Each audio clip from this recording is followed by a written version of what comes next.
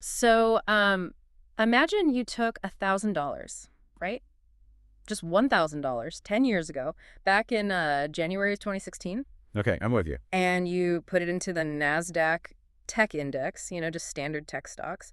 Today, you'd be sitting on about $5,497. Wow.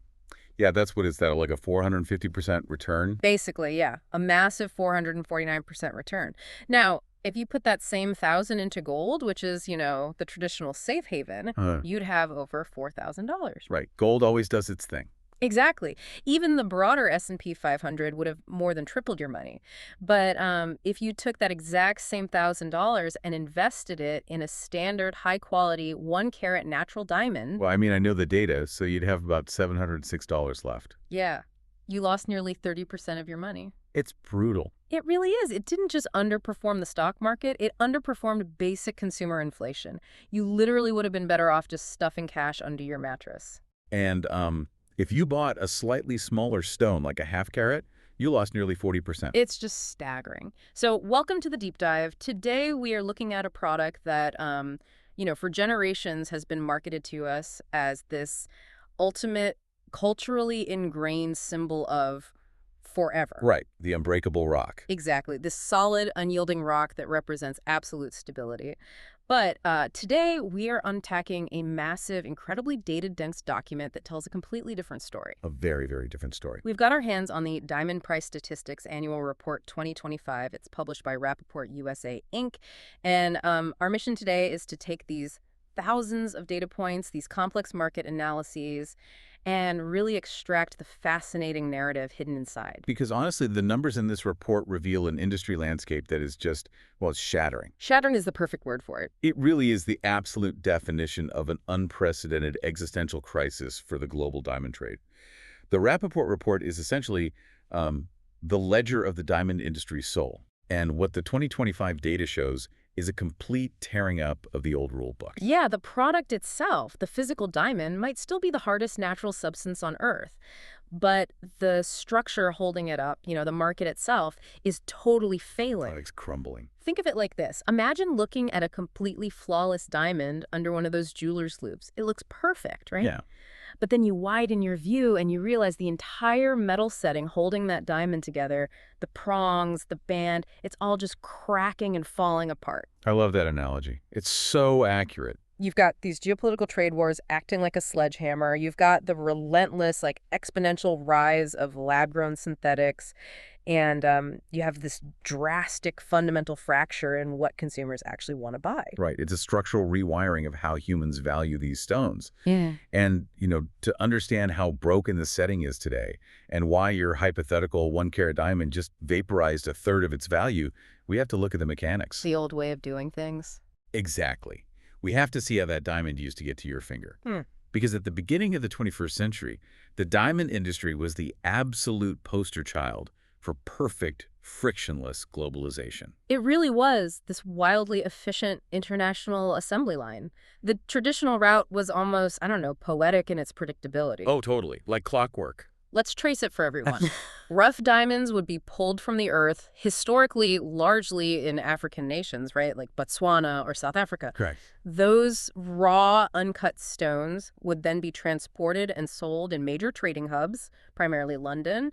And then from London, they would be shipped in massive quantities to Surat, India. And we really need to pause on Surat because it is the geographic beating heart of this entire story. Yeah, explain Surat for anyone who isn't familiar with the trade mechanics. So Surat is this massive manufacturing hub in India where approximately 90% of the world's natural diamonds are cut and polished. 90%. Yeah, literally 9 out of 10 diamonds on Earth pass through this specific city. It's an entire economy built on cutting wheels and polishing factories. It's wild to think about.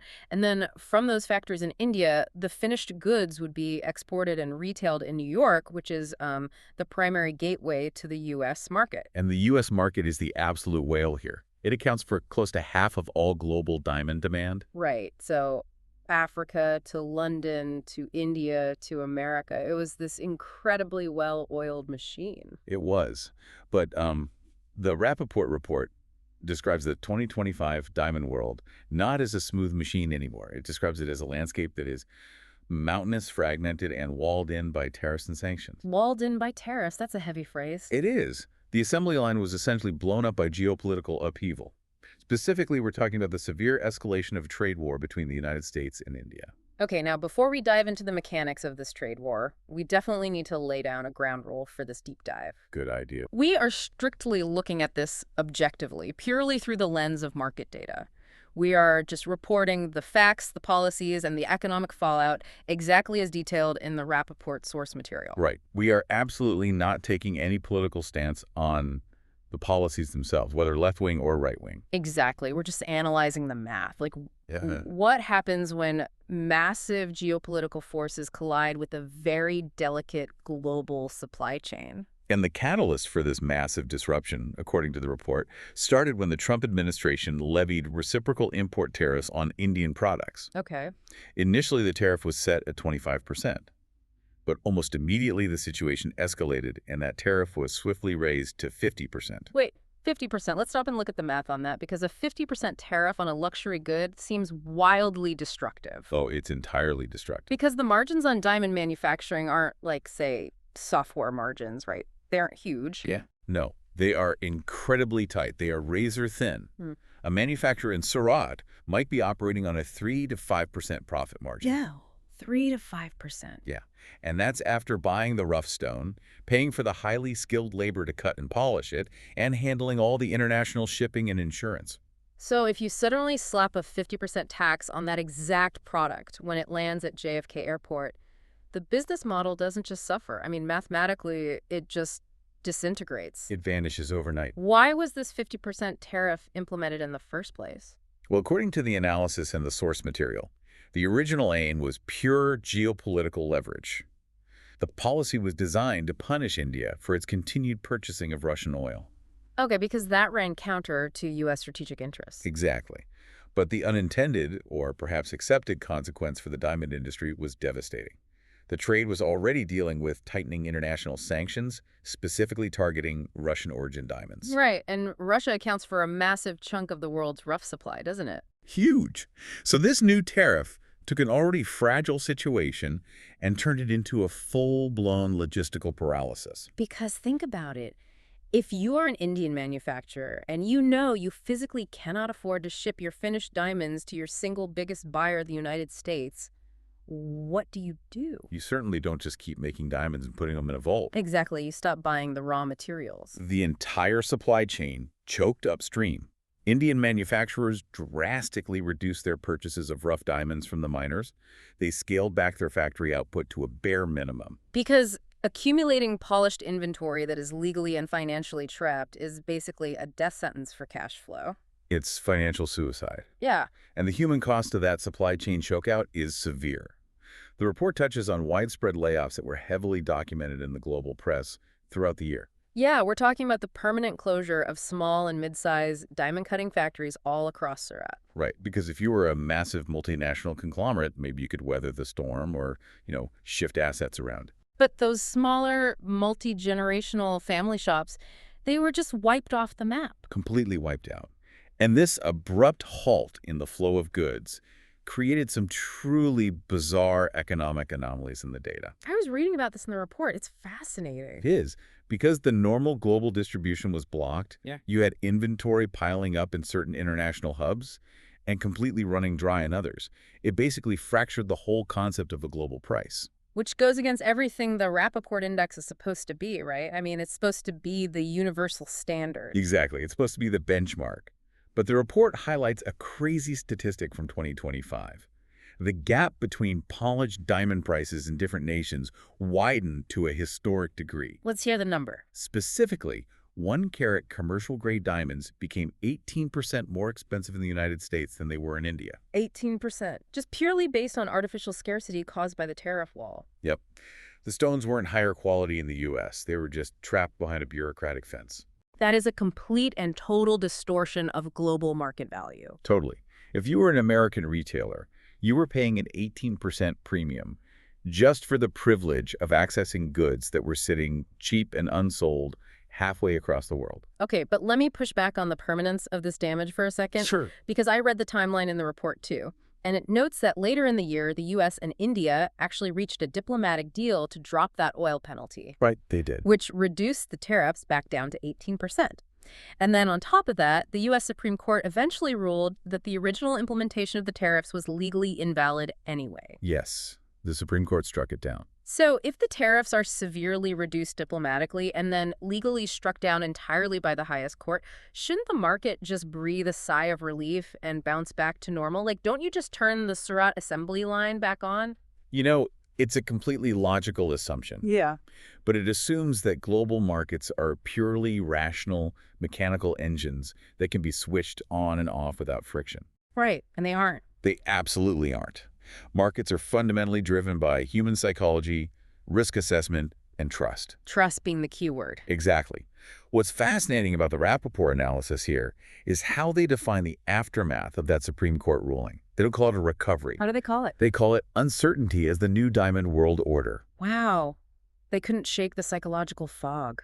Think about the timeline, right? Yeah. The first half of 2025 was plagued by a total lack of clarity about the tariff rates and just immediate blind panic. Yeah. Then the second half of the year was plagued by uncertainty about backroom diplomatic negotiations, ongoing courtroom debates, and the constant fear of sudden policy reversals. And you cannot successfully run a multi-billion-dollar, high-risk global logistics operation in a heavy fog. No, because capital is a coward. It hates uncertainty. Oh, that's a great way to put it. Capital is a coward. Precisely. The damage to the infrastructure wasn't just a temporary pause. It forced permanent behavioral changes. Businesses adapt to survive. They don't sit frozen waiting for a gavel to drop in Washington. So what did they do? Well, during the height of the tariff panic, the market made strategic, very expensive attempts to alter its course entirely. Major companies permanently rerouted their supply chains and redirected their capital investments away from India toward alternative trading centers. The report mentions Antwerp, Belgium, heavily here. Antwerp secured a 0% tariff rate during all this chaos, making it highly attractive as a safe harbor for the trade. Okay, so consider the logistics of that for a second. Once a major diamond manufacturer spends millions of dollars to break their leases in India, right?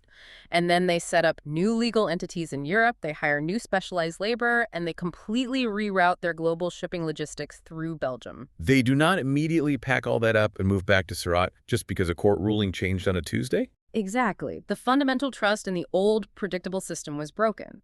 The realization was basically, if a tariff wall can appear overnight and bankrupt us once, it can absolutely happen again. And that fear is permanent. So the geopolitical sledgehammer essentially shattered the supply side of the diamond equation. Right. But as we dig deeper into the Rappaport report, the story takes a massive pivot. A huge pivot. Because while all of this geopolitical chaos is strangling the supply of natural diamonds, an even bigger, more permanent technological revolution was actively devouring the demand for them. Yes. We have to talk about the lab-grown synthetic threat. We do. Let's get into the pursuit of unnatural perfection. Because reading the data from 2025, it is crystal clear that the era of viewing lab-grown diamonds as a passing fad is over. Completely dead. Or viewing them as just a cheap alternative solely for budget-conscious buyers. They are actively destroying both the sales volume and the perceived value in the traditional natural diamond market. The natural industry can no longer just wave them off with clever marketing spin. In 2025, the reality set in with brutal clarity. Synthetics are a permanent, dominant fixture. Yeah. And what makes this so tragic for the natural diamond miners is that they made a fatal, unforced error in how they handled it. Let's break down that error, because reading it, it seems like economics 101. It literally is. So while the overall consumer demand for natural diamonds was feeling driven by both general economic uncertainty and the rapidly increasing market share of lab-grown alternatives, the major natural diamond miners and manufacturers completely failed to adjust their output. Wait, they didn't slow down? Not at all. They kept pulling millions of carats of rough stones out of the earth and cutting them at maximum capacity, operating as if it were still 2015. They were playing a game of chicken with their own product, which obviously leads to a massive inventory oversupply. High volumes of natural goods flooded a shrinking pool of buyers. And when supply vastly outpaces demand, the price trajectory only goes in one direction. Straight down. Straight down. But the mechanism of why the demand fell so sharply is, to me, the most fascinating part of this entire report. It's the psychology of it. Exactly. It's not just about the volume of stones available or even the fact that lab-grown stones are cheaper. It's a profound psychological pivot in the consumer's mind. The lab-grown diamond hasn't just provided a cheaper option. It has fundamentally rewired the baseline expectation of what a diamond is supposed to look like. This is a crucial insight, and we Yeah. really need to understand the physics of it to get why this happened. Walk us through the physics. Okay, so lab-grown diamonds are created in highly controlled environments using methods like chemical vapor deposition or CVD, CVD, right. right, where carbon atoms are essentially stacked layer by layer, almost like 3D printing a gemstone. Because humans are controlling the environment down to the atom, they can produce stones that are visually flawless. Yes, they can engineer perfect proportions, incredible light performance and brilliance. And they can entirely eliminate the black carbon spots or cloudy inclusions that naturally occur when a diamond is forged in the chaos of the Earth's mantle. And because modern consumers are now constantly bombarded with these flawless, massive lab-grown stones in everyday jewelry cases, and especially on like high-definition social media feeds, their standard for what a diamond should look like has just skyrocketed. A side-by-side comparison at the retail counter is brutal for the natural market. I can imagine. Consumers suddenly became hyper-selective. If we rewind just 10 years, a buyer looking at a natural diamond might have easily accepted a stone with a slight inclusion. Right, like a tiny white feathering or something. Yeah, or a microscopic carbon spot off to the side, as long as it hit their budget and their desired carat weight. But in 2025, the Rappaport data shows buyers are flat out rejecting natural stones with black centers or any noticeable flaws. They want absolute perfection. Wait, let's pause on this. Because this implies that the mere presence of perfect lab-grown stones actually weaponized consumer expectations against the natural diamond industry. That's exactly what happened. And the irony there is just incredible, because I remember growing up seeing massive advertising campaigns from the natural diamond industry that tried to spin inclusions as a wildly positive thing. Oh, absolutely. Weren't flaws actively marketed as nature's fingerprint? They absolutely were. The classic marketing defense for decades was that an inclusion proved your stone was real. Every natural stone is unique, just like your love, marked by the earth. But this data proves that psychological framing totally backfired. It shows that when push comes to shove at the retail counter, visual beauty and absolute optical perfection win out over the romanticized geology of a stone for a vast portion of the market.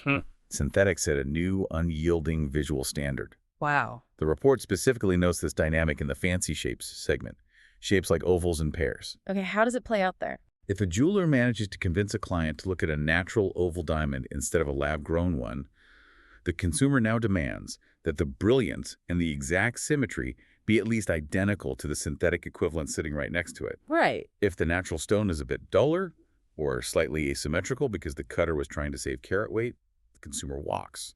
The sale is lost. And this demand shift created a massive buildup of hard-to-move natural diamond inventory.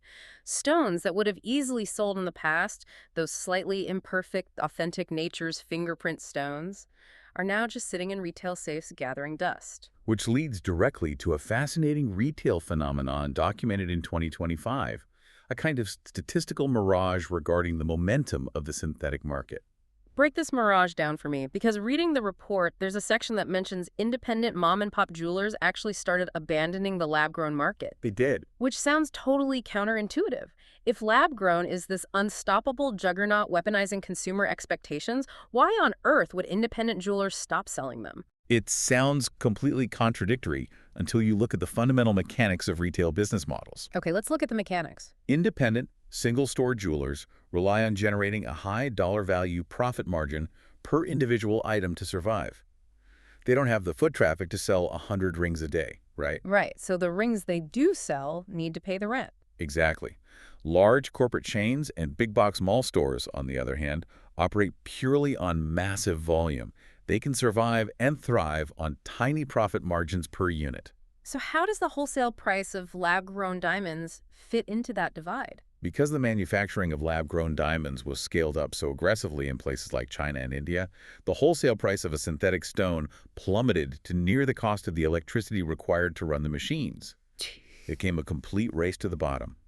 Consequently, the actual gross dollar profit a retailer could make on a single synthetic stone shrank drastically. Let's do the math on that. Okay, if a lab-grown diamond retails for $500, Even a 50% margin only yields $250 of gross profit.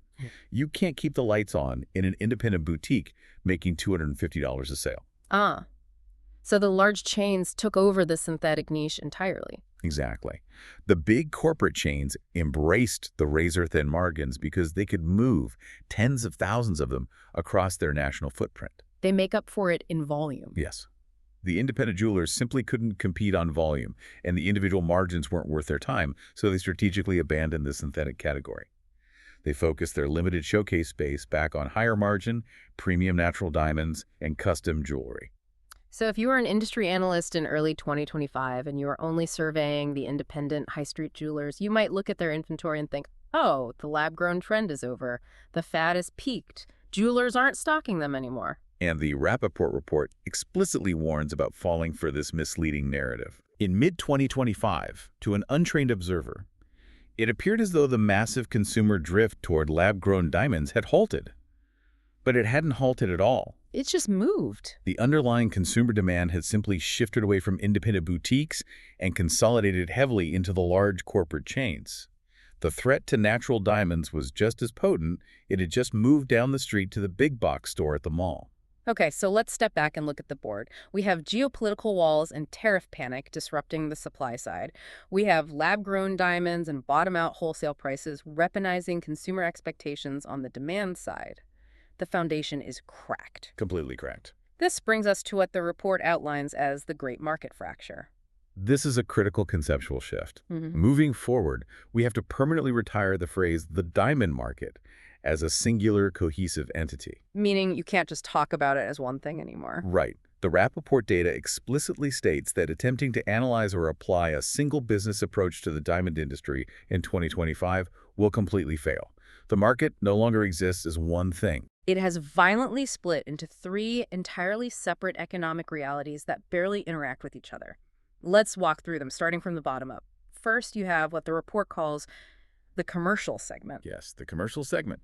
This generally comprises round diamonds from 0.30, 0.30 to 0.99, 0.99 carats, as well as lower quality goods across all sizes. So we're talking about the stones you'd typically see in, like mall store cluster rings, standard earrings, or budget bridal jewelry. Exactly. And the report describes the economic reality of this sector as an absolute bloodbath. A bloodbath. It is the hardest hit segment by a wide margin. The data shows heavy, sustained losses in value, and sales volume is plummeting. And the underlying mechanism here is synthetics, right? Simply put, yes. This is the exact territory where synthetic dominance is absolute. If you are a consumer with a strict budget that only allows for a lower quality, half-carat natural diamond with visible inclusions and a slight yellow tint, you are highly likely to look in the next display case and realize you can buy a flawless 2-carat synthetic diamond for the exact same price. the value proposition for the natural stone just evaporates. Completely evaporate. Furthermore, the report highlights a devastating macroeconomic combination for this segment. First, near-zero diamond imports into China throughout 2025. Oh, wow. Why did China stop importing? China has traditionally been a massive, reliable sink for these commercial-grade goods, but their domestic economic slowdown halted that demand. Combine the loss of the Chinese consumer with historically high inventory oversupply sitting in the 0.30 to 0.69 carat range from manufacturers who refuse to stop cutting. And the result is a downward price spiral that currently shows no signs of hitting a floor. None at all. Okay, then we step up from the bloodbath into the second reality, the engagement segment. This is primarily anchored by the benchmark 1-carat round diamond. This is the literal front line of the war. The report refers to it as a desperate rearguard battle against lab-grown diamonds. A rearguard battle, that implies they are retreating. They are. The outcome of consumer behavior in this specific 1-carat segment will likely dictate the future viability of the entire natural diamond middle-class industry. Because the 1-carat round has historically been the absolute bread and butter of the global bridal market. It is the cultural default for an engagement ring. Exactly. But in this segment today, natural diamonds are fighting a purely defensive war. As we discussed with the weaponization of perfection, engagement customers shopping in the 1-carat range are now demanding absolute visual perfection. Right. If a 1-carat natural stone isn't completely eye clean, meaning you can't see any flaws without a magnifying loupe, or heaven forbid it has that central black carbon inclusion we talked about, it suffers from a total lack of demand. The modern bridal customer will simply walk away and buy the synthetic equivalent. So what you see in the data is that the very high-quality 1-carat natural stones are holding the line, barely maintaining their price points, while the lower-quality 1-carat stones are in free fall, dragging the aggregate data of the segment down with them. And then you cross an invisible wealth threshold into the third reality, the luxury segment. We define this as high-quality stones of 2 carats and above, scaling up into the truly massive museum-quality pieces. And this is fascinating because, reading the Rappaport analysis, this segment seems to exist in a completely alternate universe. It is totally detached from the chaos, the tariffs, and the synthetic threats we just talked about. It operates under a completely different set of economic rules and consumer psychology. In the luxury segment, pricing is actually remarkably stable. Stable. Yes. In some specific ultra-high-quality categories, they are even experiencing price growth despite the global headwinds. But why? I mean, if synthetics are physically identical and optically perfect, why aren't they destroying the 3-carat and 5-carat natural market the way they destroyed the half-carat market? It comes down to the psychology of the ultra-wealthy consumer and the economic definition of a Veblen good. A Veblen good. Remind us what that means. A Veblen good is a luxury item where demand actually increases as the price increases, because its higher price makes it more desirable as a status symbol. For luxury customers with massive, sometimes unlimited budgets, a synthetic diamond is simply not viewed as a worthy alternative. The appeal of a 5-carat D color, internally flawless natural diamond isn't just that it sparkles. Hold on. For those of us who haven't shopped for a museum-quality ring recently, break down that terminology. What does D-color, internally flawless, actually mean in the gemological world? Sure. The Gemological Institute of America, the GIA, grades diamond color on a scale starting at D and going to E alphabet.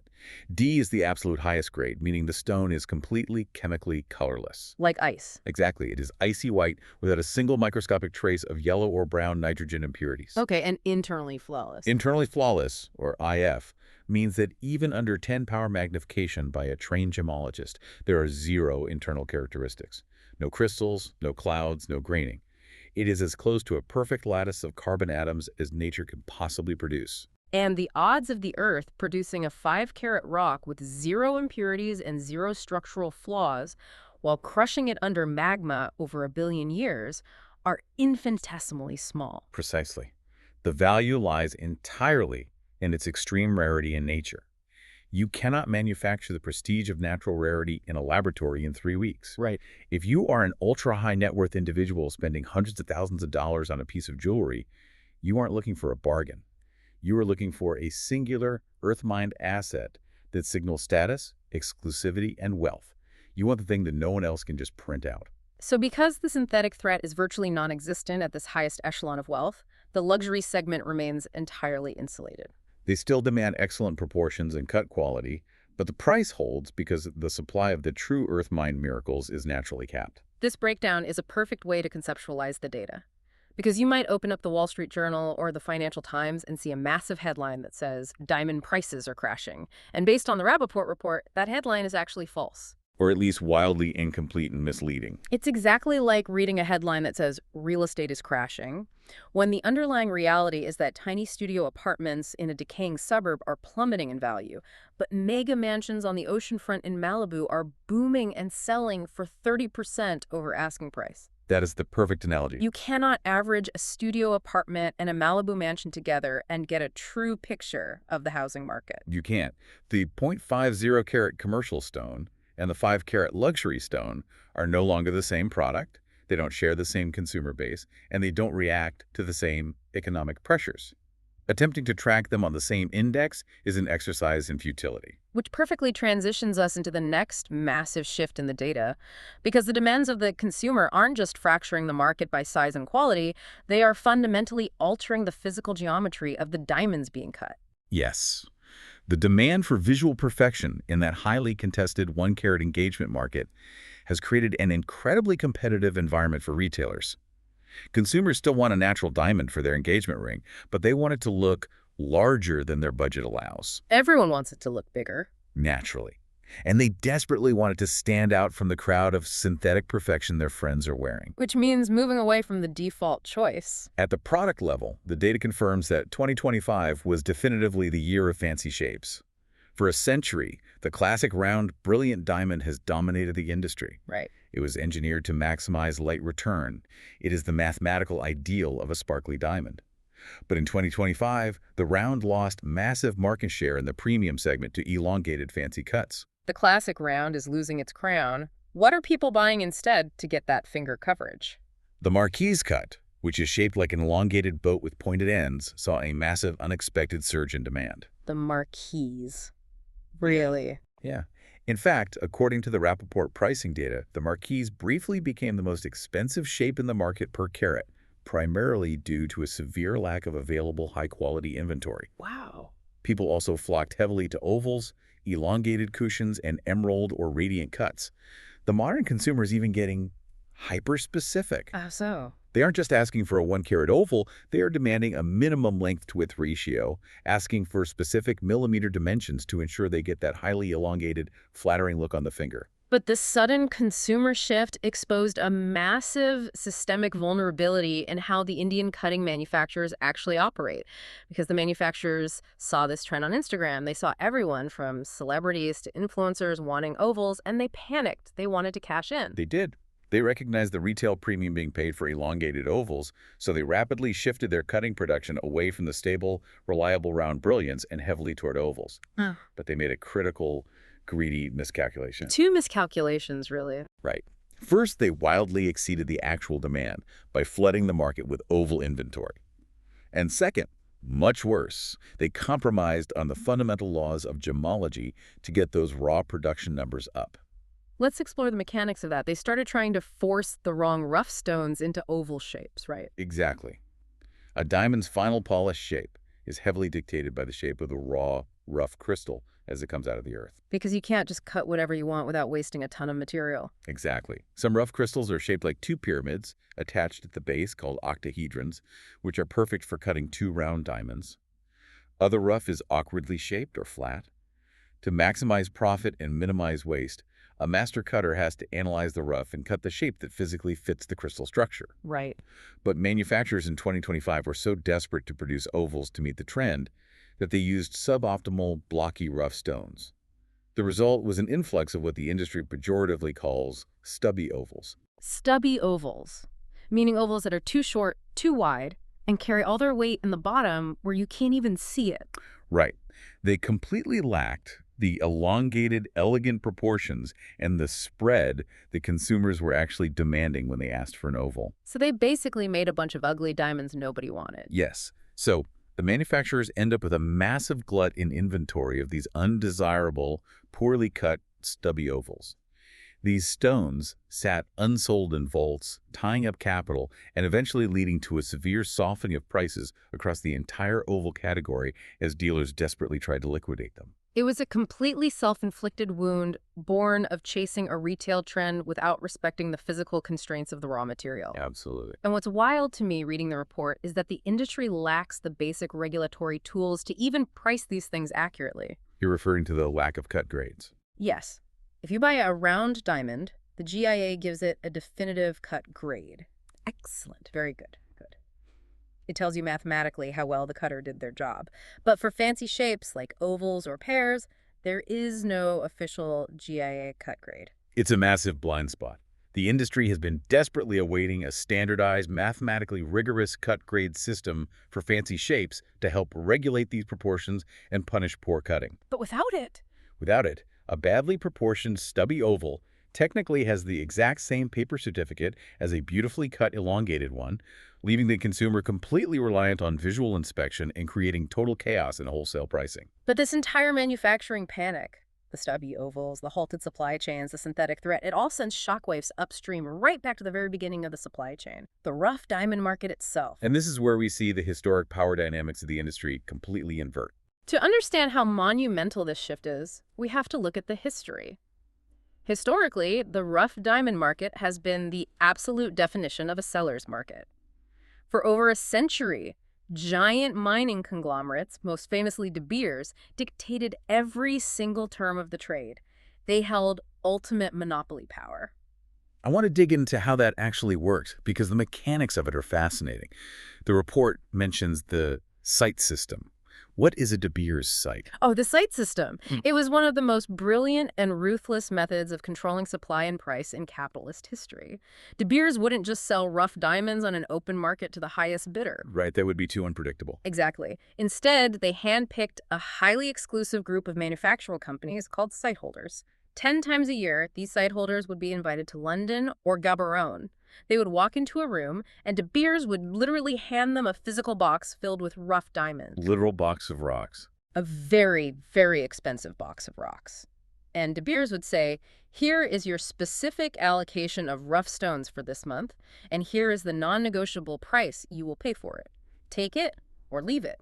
And by the way, if you leave it, you might lose your site holder status forever. So the manufacturers had virtually no room to negotiate price, assortment, or volume. None.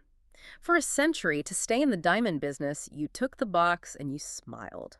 But in 2025, that dynamic finally broke. It inverted entirely. For rough stones under 3 carats, which correlate directly to those struggling commercial and engagement polished segments we discussed, it forcefully became a buyer's market. Because the Indian manufacturers who were dealing with 50% tariffs, synthetic competition eating their margins, and vaults full of unsold stubby ovals, simply looked at the De Beers box and said, no, we cannot buy this at your price. We will go bankrupt. Precisely. The manufacturers finally had the leverage of refusal, born out of absolute necessity. They demanded cheaper rough prices and better payment terms. And because the miners themselves were sitting on massive stockpiles of excess rough inventory that they hadn't curtailed. They were forced to concede. The almighty De Beers had to lower their prices. Rough stones sold at significantly cheaper rates. But it sounds like a win for the manufacturers, right? Cheaper raw materials. In a vacuum, yes. But in reality, it triggered a dangerous deflationary feedback loop. Because the manufacturers bought the rough so cheaply, they were able to offer the resulting polished stones at more competitive, significantly lower prices to the desperate retailers. I see. This influx of cheaper polished stones immediately accelerated the downward price spiral of the existing polished inventory. It devalued everything that was already cut. And it leaves the titan of the industry, De Beers, looking incredibly vulnerable. Extremely vulnerable. The Rappaport report highlights this vulnerability in the starkest possible terms. De Beers no longer constitutes a stable, transparent, or predictable supplier of rough diamonds. In fact, their parent conglomerate, Anglo-American, has actively declared they are seeking to sell or spin off De Beers entirely. The future of the single most famous name in diamond history is completely up in the air. Which injects even more uncertainty into that psychological fog we talked about earlier. Exactly. There is absolutely no guarantee that whoever ultimately buys De Beers will maintain the historic, highly structured site system. A new owner might flood the open market to recoup their investment, or they might artificially choke supply entirely. And this instability forces every single manufacturing company in India and Antwerp to recalculate their long-term survival strategy. Right. They aren't just questioning where to get their rough goods next month. They are actively questioning whether it's even worth remaining in the diamond industry at all. It is a breathtaking, slow-motion collapse of an old world order. The setting is truly shattered. Which brings us to our final act, the hard numbers. The investment data. Yes. Diamonds as an investment versus the cold reality of the data. We started this deep dive with that massive hypothetical loss on a 1-carat diamond. Now let's look at the underlying math that the Rappaport tables provide. If you, listening to this right now, were treating diamonds as a tangible financial asset in your portfolio, what is the actual reality? Well, the Rappaport report provides an incredibly detailed, granular 10-year and 20-year historical data set. And as we established at the top of the show, the numbers for the traditional middle-class diamond market are profoundly sobering. Let's look at the benchmark again. The 1-carat Rappaport Diamond Index, the RDI. We know that over the 10-year period from 2016 to 2026, it lost 29.4% of its value. The half-carat index dropped 37.5%. Those numbers are catastrophic for anyone who bought a standard engagement ring stone expecting it to serve as a financial safety net. But wait, we spent a lot of time talking about the luxury segment being an alternate, protected reality. Does the long-term historical data bear that out? It does, but you have to stretch the timeline out to the 20-year horizon to truly see the magnitude of the divergence. Okay, let's look at 20 years. The Rappaport data shows that over a 20-year period, The smaller 0.50 carat and standard 1 carat goods consistently declined in value in real terms. However, the only segment that gained substantial market-beating value over 2 decades was the massive, flawless luxury stones. Give me the exact numbers on those. If we look specifically at 3 carat and 5 carat internally flawless diamonds with top D color grades, the 3 carat DIF diamond showed solid appreciation. But the 5 carat DIF diamond actually increased in index value by a staggering 76% over 20 years. 76% growth while the 1 carat stone collapsed. So the takeaway is brutal but clear. Unless you have the liquid capital to purchase a flawless 5 carat diamond, which is an astronomical multi-$100,000 sum, you are absolutely not seeing financial appreciation in this market. Correct. The middle market is a depreciating asset class. And the data also reveals some truly fascinating pricing quirks that prove how subjective this market is. The report details a phenomenon that we can call the pair discount. Oh yes, the pair discount. I spent a lot of time looking at this specific data table. It is wild. Explain how the geometry of a pear-shaped diamond mathematically compares to a round diamond in terms of price. If you look at the RapNet Diamond Index, tracking pear-shaped stones, and compare it directly to round, brilliant stones of the exact same carat weight, color, and clarity, the pairs trade at massive double-digit wholesale discounts. How massive? In the benchmark 1 carat range, depending on the specific color and clarity bracket, a pear-shaped diamond can be priced anywhere from 20% to over 40% less than a round diamond of the identical physical quality. Over 40% less. Just because the cutter shaped the carbon lattice into a teardrop instead of a circle. Exactly. The raw material is exactly the same, the clarity is exactly the same, but the shape destroys nearly half its value. It perfectly highlights how deeply subjective, psychological, and trend-driven diamond pricing really is. A diamond is not an objective, fungible commodity price like an ounce of gold. Right. Gold is gold, whether it is melted into a rectangular bar or stamped into a round coin. Its value is dictated purely by its weight and purity. But a diamond's value fluctuates wildly, instantly, based purely on human preference for its geometry. Which brings me to what I consider the greatest irony of this entire 2025 annual report. You open this massive document, and it is filled with dozens of pages of dense price tables, index tracking algorithms, 10-year return charts, and percentage change analyses. It looks like a prospectus. Visually, it looks exactly like a prospectus you would get from a Wall Street investment bank about a mutual fund. But on the very second page, right under the table of contents, in bold lettering, there is a giant legal disclaimer. And what does it say? It reads, "Nothing in this report should be construed as investment or financial advice." Wow. It is a standard, necessary legal protection for the publisher, of course. But you're right. It is also a profound fundamental truth about the nature of the product itself. Because when you look at those catastrophic 10-year return numbers for commercial and 1 carat diamonds down 30%, down nearly 40%, it is incredibly obvious why that legal disclaimer must be there. For 99% of global consumers, a diamond is not an appreciating financial asset. It is a consumer good. It is exactly the same economic mechanism as buying a luxury car.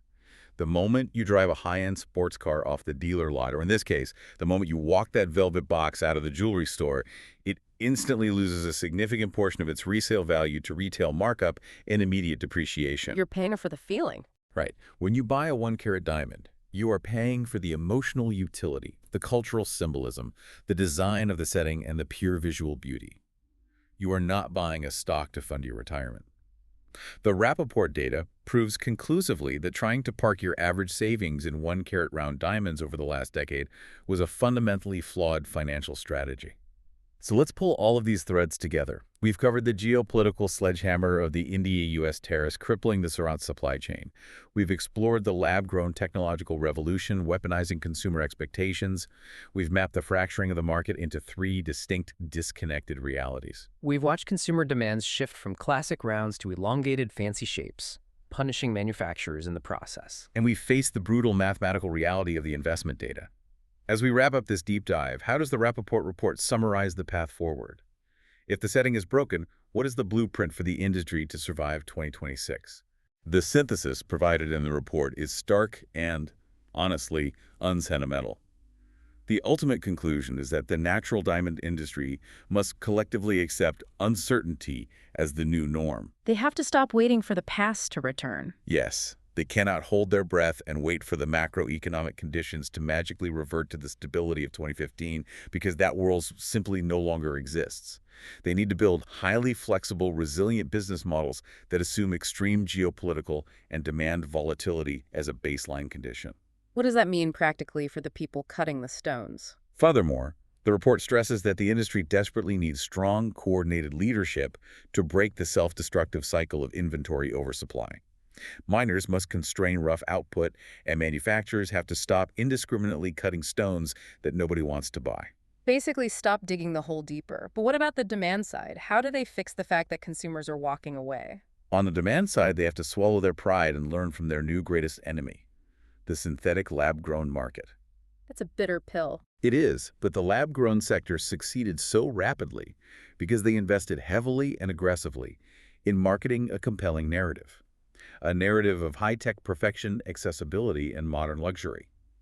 The natural diamond industry, which historically relied on De Beers to do all its marketing, has become complacent. So they need to start marketing again. They need to figure out how to stimulate the public appetite again through massive, generic, industry-wide advertising campaigns for natural stones. They need a diamond is forever campaign, but specifically for the earth-mined product. Exactly. They have to actively remind consumers, especially younger generations, why something pulled from the dirt, forged over 1 billion years, has inherent emotional and romantic value.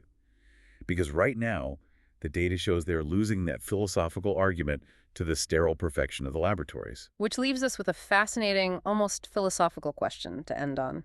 We've spent this time watching the setting crack. We've seen the historic supply chains fracture into geopolitical chaos, and the middle market prices fall into a deflationary spiral. It's a lot to take in. It is. But here is something for you to mull over as you look at the jewelry you own, or think about the future of this ancient industry.